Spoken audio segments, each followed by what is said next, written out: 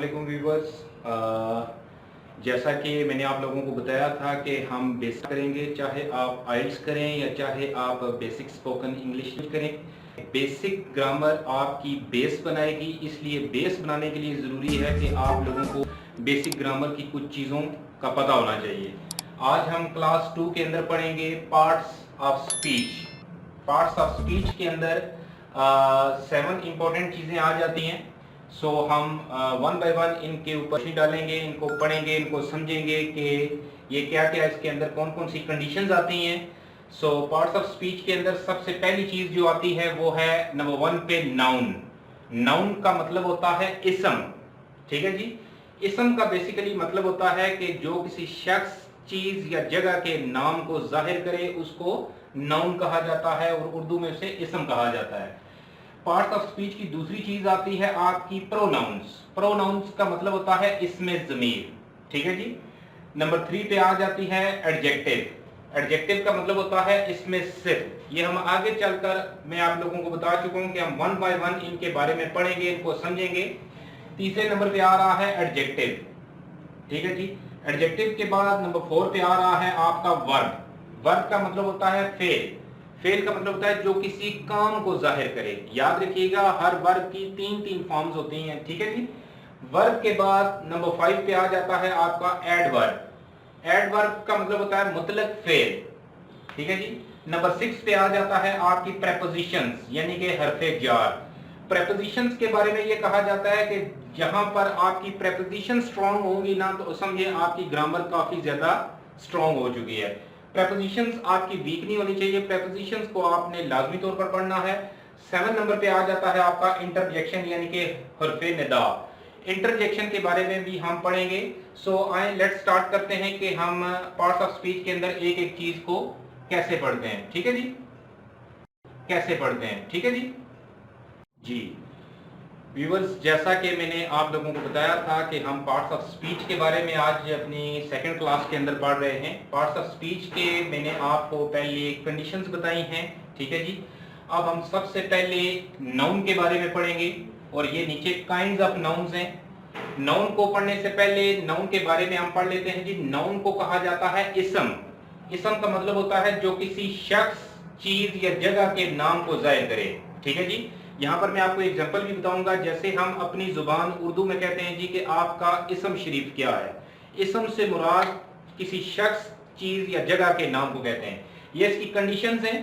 First of all पहली condition है इसकी प्रॉपर नाउन। प्रॉपर नाउन को उर्दू में इसमें मार्फा कहा जाता है। ये मैंने आपकी आसानी के लिए लिख दिया है। ठीक है जी। प्रॉपर नाउन का मतलब होता है जो किसी खास शख्स, खास चीज या खास जगह के नाम को जाहिर करे उसको प्रॉपर नाउन कहा जाता है। नंबर 2 पे आ जाता है कॉमन नाउन। कॉमन नाउन का मतलब होता है इसमें नकरा, जो किसी आम शख्स, आम चीज या आम जगह के नाम को जाहिर करे। यहां पर मैं दोनों की एग्जांपल आपको बता देता हूं जी। जैसे हम कहते हैं कि Quaid-e-Azam was born at Karachi. ठीक है जी। अब इसमें कायद-ए-आज़म जो है वो है इसमें मार्फा, खास शख्स, खास चीज, खास जगह। कॉमन नाउन क्या मतलब क्या होगा? आम शख्स, आम चीज या आम जगह। आप किसी भी जगह ये कंसीडर कर सकते हैं। आप आसानी से प्रॉपर नाउन और कॉमन नाउन का डिफरेंस आप चेक कर सकते हैं। नंबर 3 पे आ जाता है कि आपका कलेक्टिव नाउन। कलेक्टिव नाउन का मतलब होता है जो चीज गिनी जा सकती हो। ऐसी कौन सी चीजें हैं जिनको हम गिन सकते हैं? एनर्जी सेवर्स, फैंस, चेयर्स, कोई भी चीज हो सकती है। लाइक टेबल हो गया, कंप्यूटर, लैपटॉप, सेल फोन। बहुत सारी चीजें हैं जो वजूद रखने वाली चीजें होती हैं जिनको हम काउंट कर सकते हैं आसानी से, उनको कलेक्टिव नाउन कहा जाता है। ठीक है जी। सबसे इंपॉर्टेंट नाउन के अंदर जो दो चीजें हैं वो ये है नंबर 4 पे और नंबर 5 पे, जिनको आपने लाजमी तौर पर समझना है। एब्स्ट्रैक्ट नाउन और मटेरियल नाउन। एब्स्ट्रैक्ट नाउन का मतलब होता है फीलिंग और इमोशन के साथ तल्लक रखने वाली चीजें। नंबर 5 पे आ जाता है आपका मटेरियल नाउन। मटेरियल नाउन का मतलब होता है जो चीजें गिनी ना जा सकती हों। आइए हम इनकी थोड़ी सी डेफिनेशन चेक करते हैं। एब्स्ट्रैक्ट नाउन का मतलब होता है जिन चीजों का तल्लक इंसान के जज्बात के साथ हो, जैसे गुस्सा, स्माइल, हंसना, और इसके अलावा आप हसद कह सकते हैं, बैक बाइटिंग, गीबत कह सकते हैं। यानी कि ऐसी तमाम चीजें जिनका इंसान की इंटरनल फीलिंग्स के साथ तल्लक हो, इंसान के जज्बात के साथ तल्लक रखने वाली चीजें, जैसे लव हो गया, नफरत हो गई, हेट हो गया, ठीक है जी, ये इंसान के जज्बात के साथ तल्लक रखने वाली जो चीजें होती हैं उनको कहा जाता है एब्स्ट्रैक्शन, यानी कि एब्स्ट्रैक्ट नाउन। और नंबर 5 पे है मटेरियल नाउन, यानी कि जो चीजें गिनी नहीं जा सकती, जिनको गिना नहीं जा सकता। ऐसी कौन सी चीजें हैं जिनको हम गिन नहीं सकते? लाइक पानी, वाटर, हवा, बिजली, गैस, ठीक है जी, इसके अलावा डीजल, पेट्रोल, ये वो तमाम चीजें हैं, जैसे कॉफी हो गया, टी हो गई, ठीक है जी, पानी हो गया। लिक्विड टाइप जो चीजें होती हैं जिनको हम काउंट नहीं कर सकते उनको मटेरियल नाउन कहा जाता है। और याद रखिएगा, एब्स्ट्रैक्ट नाउन की चीजों से पहले और मटेरियल नाउन की चीजों से पहले वर्ड दा या दी जो है जिसको आप पढ़ते हैं ये नहीं आएगा। ये वाला वर्ड आर्टिकल जो है ये दा या दी ये ना लिखा जाता है ना बोला जाता है, ठीक है जी। मैं आपको एग्जांपल देकर यहां पर बता देता हूं, जैसे दी लव कभी नहीं होगा, दी लव कभी नहीं होगा, दी हेट कभी नहीं होगा, क्या किसी भी सूरत में नहीं हो सकता, क्योंकि हेट और लव का तल्लुक जो है एब्स्ट्रैक्शन के साथ है, और लव से पहले और हेट से पहले या इंसान के जज्बात के साथ तल्लुक रखने वाले किसी भी वर्ड से पहले दा या दी जो है ये नहीं आएगा, ठीक है। इसी तरह दी वाटर कभी भी नहीं होगा, ठीक है जी, ना बोला जाता है ना ही लिखा जाता है। दी वाटर कभी नहीं होगा, दी टी कभी नहीं होगा, दी कॉफी कभी नहीं होगा। ये चीजें आपने ध्यान में रखनी है कि मटेरियल नाउन से पहले और एब्स्ट्रैक्ट नाउन से पहले आपने दा या दी का वर्ड जो है आर्टिकल ये आपने ना बोलना है ना ही लिखना है। मिसाल देकर मैं आप लोगों को समझाता हूं, जैसे एक जुमला है आई don't like the coffee. I don't like the coffee जो है इसमें कॉफी क्या है? Material noun. मटेरियल नाउन से पहले दा या दी ना लिखा जाता है ना ही बोला जाता है, ठीक है जी। इसी तरह एक और सेंटेंस में आपको बता देता हूं, आई don't like the love story books. मुझे लव स्टोरी बुक्स पसंद नहीं है। अब इसमें जो लव है वो उसका तल्लुक एब्स्ट्रैक्शन के साथ है। सो इस सेंटेंस के अंदर आई don't like the love story books नहीं होगा, इसमें दा नहीं लिखा जाएगा, नहीं बोला जाएगा, सिंपल सेंटेंस होगा I don't like love story books. Thank you so much जी। पार्ट्स ऑफ स्पीच के अंदर नंबर 2 पे आ जाता है एडजेक्टिव।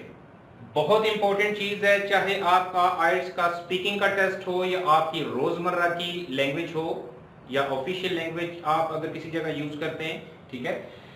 एडजेक्टिव का इस्तेमाल बहुत ज्यादा होता है, ठीक है जी। एडजेक्टिव को आपने डीपली समझना है, इसको अंडरस्टैंड करना है। मैं इंतहाई आसान लफ्जों में आपको एडजेक्टिव समझा रहा हूं, ठीक है जी, और इंशाल्लाह पूरी कोशिश होगी कि आपको इजीली समझ भी आ जाए। एडजेक्टिव का मतलब होता है इसमें सिर्फ। अगर आप इसमें सिर्फ पर गौर करें तो ये सिर्फ के ऊपर इसकी जो ग्रिप है, सिर्फ क्या होती है? देखें, जो किसी भी चीज की अच्छाई या बुराई बयान करे।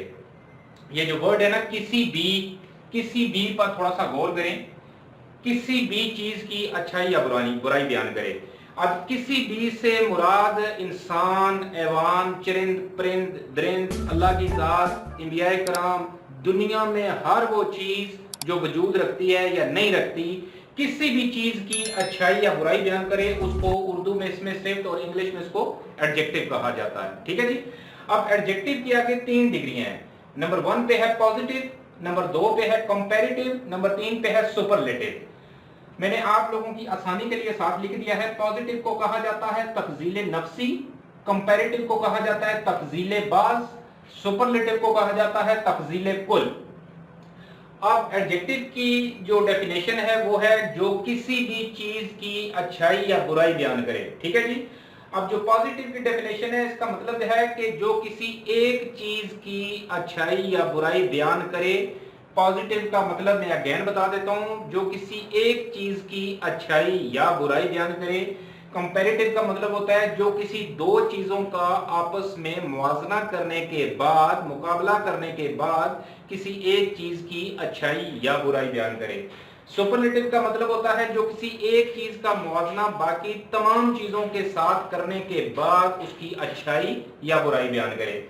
मैं आपको यहां पर एक एग्जांपल देकर समझाऊंगा। अगर मेरे दोस्त मुझे ये कहते हैं कि जी खतीब कैसा स्टूडेंट है, सो उन्होंने एक चीज के बारे में पूछा, मैं कहूंगा Khateeb is a good student, adjective की फर्स्ट डिग्री यूज करूंगा। एक चीज की अच्छाई या बुराई बयान करनी हो तो एडजेक्टिव की पहली डिग्री यूज करें, ठीक है जी। अब मेरे फ्रेंड ने मुझसे एक स्टूडेंट के बारे में पूछा, खतीब कैसा स्टूडेंट है, मैंने रिप्लाई दिया Khateeb is a good student. Adjective कहता है जब आपने किसी एक चीज की अच्छाई या बुराई बयान करनी हो तो आपने एडजेक्टिव की पहली डिग्री यूज करनी है। अब अगर मेरे फ्रेंड मुझे कहते हैं जी खतीब और अमाद इन दोनों में से अच्छा स्टूडेंट कौन है, तो दो चीजों का आपस में मुआवजा हो गया खतीब और अमाद का। सो मैं कहूंगा खतीब इज बेटर स्टूडेंट, ठीक है जी। जब दो का मुआवजा करने के बाद किसी एक चीज की अच्छाई या बुराई बयान करनी हो तो फिर एडजेक्टिव की सेकंड डिग्री यूज करेंगे, मैं बोलूंगा खतीब इज अ बेटर स्टूडेंट। अब अगर मेरे फ्रेंड मुझे ये कहते हैं जी कि आपके पास कितने स्टूडेंट हैं इस वक्त, मैं बोलता हूं जी 50। तो अगर मुझसे ये कहा जाता है जी कि सबसे अच्छा स्टूडेंट कौन है, तो मैं अगर खतीब का नाम लेता हूं जी खतीब सबसे अच्छा स्टूडेंट है, तो खतीब का मुआवजा 2 से ज्यादा लोगों के साथ हो गया, यानी कि 49 के साथ हो गया। तो जब मैं खतीब का बोलूंगा तो मैं एडजेक्टिव की तीसरी डिग्री यूज करूंगा, बेस्ट।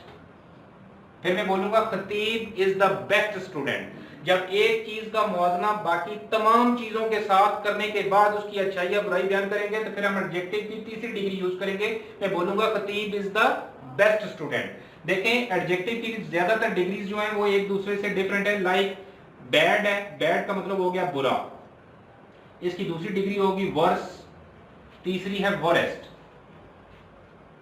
ठीक है जी। इसी तरह ब्यूटीफुल,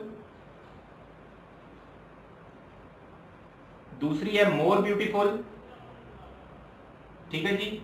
और नेक्स्ट है मोस्ट ब्यूटीफुल। शॉर्ट स्पेलिंग लिख रहा हूं। अच्छा, ज्यादातर क्या होता है जी, एडजेक्टिव की जो ज्यादातर डिग्रीज हैं वो क्या होती हैं जी, मैं आपको यहां पर बता देता हूं।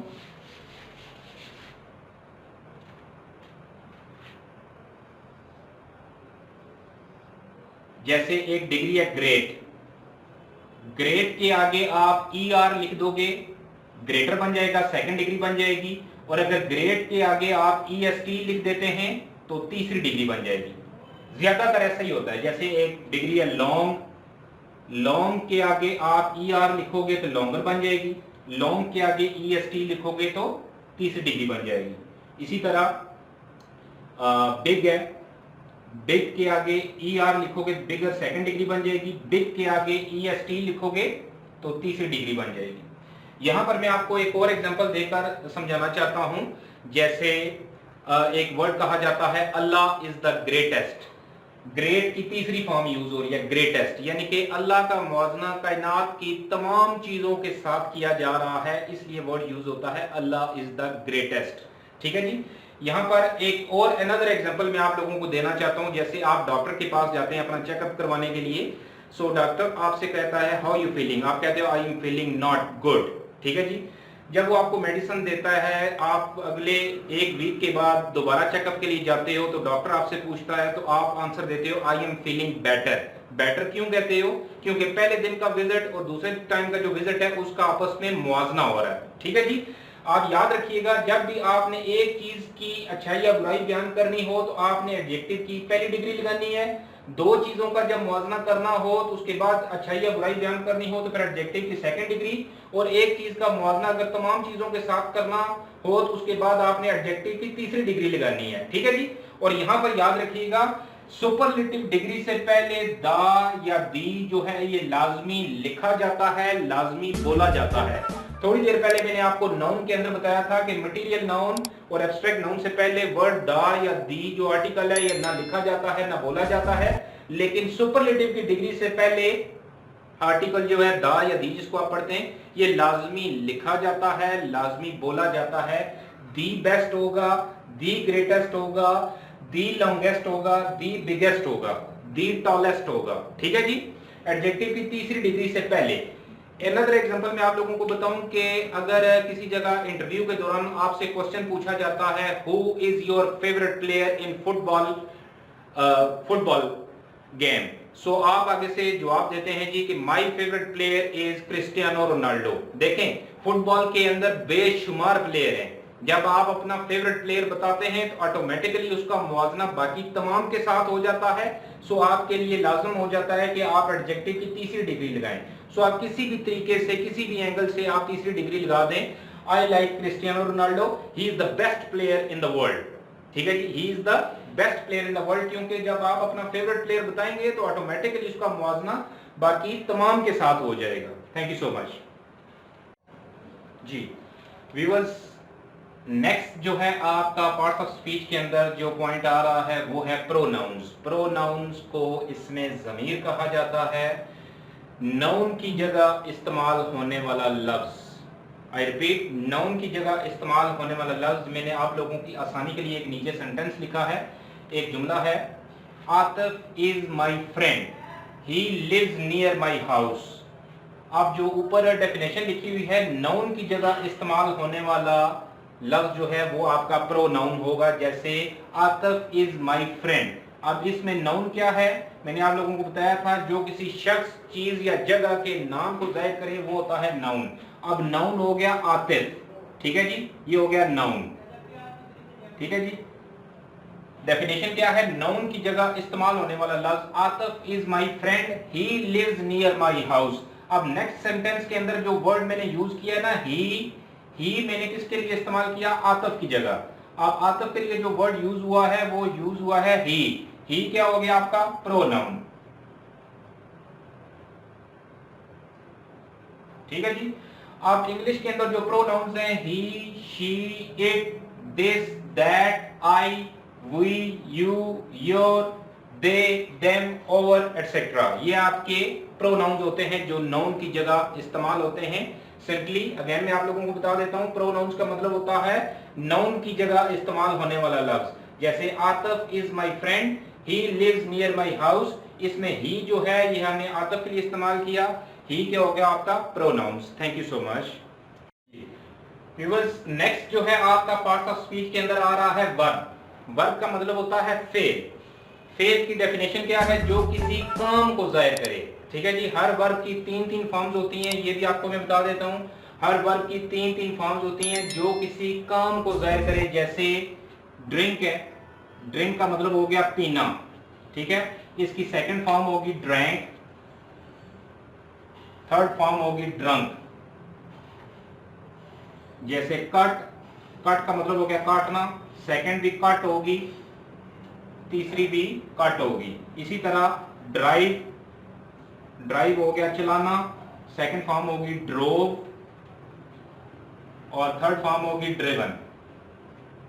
ठीक है जी। नेक्स्ट है आपका राइट, राइट का मतलब हो गया लिखना, सेकंड फॉर्म होगी रोट और थर्ड फॉर्म होगी रिटन। आपको नेट के ऊपर बेशुमार वर्ब की फॉर्म्स मिल जाएंगी। सबसे इंपॉर्टेंट चीज ये है वर्ब को समझना। हर वर्ब की तीन फॉर्म्स होती हैं, ठीक है जी, जैसे मैंने आपको एग्जांपल देकर समझा दी हैं। इसके अलावा वर्ब की और कोई खास चीज नहीं है जो आपको बताई जाए, ये आप अंडरस्टैंड कर लें, इंशाल्लाह आपको काफी सारा फायदा होगा। अब वर्ब के आगे चलते हैं। Thank you so much. Parts of speech के अंदर नेक्स्ट चीज आपकी आ रही है 5 नंबर पे, एडवर्ब। एडवर्ब का मतलब होता है मुतलक फेल, कब, कहां और कैसे। जब आपके सामने एक सेंटेंस होता है कि मेरा भाई कराची से वापस आ रहा है, सो आपके लिए ये जानना जरूरी हो जाता है कि कब, कहां और कैसे। मैं आपको एग्जांपल देकर बताता हूं। माई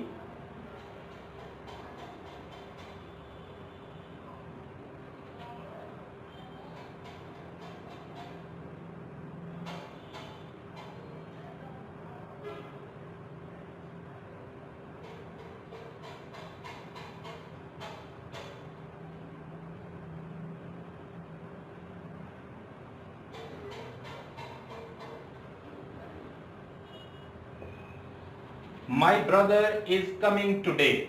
He is coming by air. ठीक है जी। अब इन दोनों सेंटेंस के अंदर आपका एडवर्ब क्या है, एक तो हो गया today, My brother is coming today, ठीक है जी। He is coming by air, by air जो है ये आपका क्या हो गया एडवर्ब, ठीक है जी।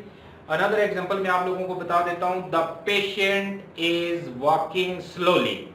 मरीज आहिस्ता आहिस्ता चल रहा है। अब ये जो सेंटेंस है ना, पेशेंट इज वॉकिंग, अब इसके लिए जो एडवर्ब यूज हो रहा है वो यूज हो रहा है स्लोली। जैसे एक और सेंटेंस में आप लोगों को बता देता हूं, the child is crying bitterly. Bitterly का मीनिंग हो गया तलखी से, दड़े मार कर रोना, ठीक है जी। सो जो बिटरली वर्ड यूज हो रहा है वो बच्चे के लिए इस्तेमाल हो रहा है, सेंटेंस को मजीद ज्यादा एडवर्बिंग देने के लिए इस्तेमाल हो रहा है। तो आपने जो बिटरली वर्ड है, ठीक है, वो क्या होगा आपका एडवर्ब। अब इन एग्जांपल्स के जरिए आपको पता चल चुका होगा कि एडवर्ब क्या चीज होती है। थैंक यू सो मच जी। पार्ट्स ऑफ स्पीच के अंदर नेक्स्ट पॉइंट हमारा आ रहा है प्रेपोजिशंस का। याद रखिएगा, प्रेपोजिशंस चाहे आप आइल्स करें या स्पोकन इंग्लिश लैंग्वेज का कोर्स करते हैं या जो भी इंग्लिश लैंग्वेज के लिए जरूरी है प्रेपोजिशंस को स्ट्रॉन्ग करना। इसमें बिलाशुबा प्रेपोजिशंस को इतनी ज्यादा तवज्जो नहीं दी जाती, लेकिन याद रखें इंग्लिश लैंग्वेज के लिए प्रेपोजिशंस को समझना बहुत ज्यादा जरूरी है। प्रेपोजिशंस के कुछ वर्ड मैंने यहाँ पर लिख दिए हैं, बाकी लिंक डिस्क्रिप्शंस के अंदर मैं आपको दे दूंगा। प्रेपोजिशंस जितनी भी हैं वो एक लिस्ट की शक्ल में मैं आपको फर्स्ट कमेंट के अंदर, डिस्क्रिप्शन के अंदर मैं आपको उसकी स्क्रीनशॉट कर दूंगा, आप उसको चेक कर लीजिएगा। फर्स्ट ऑफ ऑल मैं आप लोगों को बता देता हूँ, प्रेपोजिशंस के अंदर आ जाती है नियर, अलोंग के साथ, अक्रॉस, इन, एट, परहैप्स, प्रोबेबली, जैसे कि गालबन, ठीक है जी। ये वर्ड जो होते हैं इन, एट वगैरह, ये सारे प्रेपोजिशंस के अंदर आते हैं। और याद रखिएगा प्रेपोजिशंस की प्रैक्टिस आपने ज्यादा से ज्यादा करनी है, इनके इस्तेमाल को समझना है।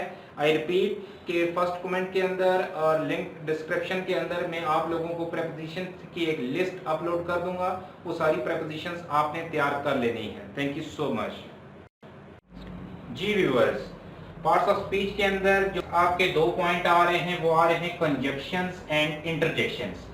कंजक्शंस के वर्ड को सुनकर ही आपको पता चल गया होगा जो दो चीजों को आपस में मिला दे, जो दो चीजों को आपस में जोड़े।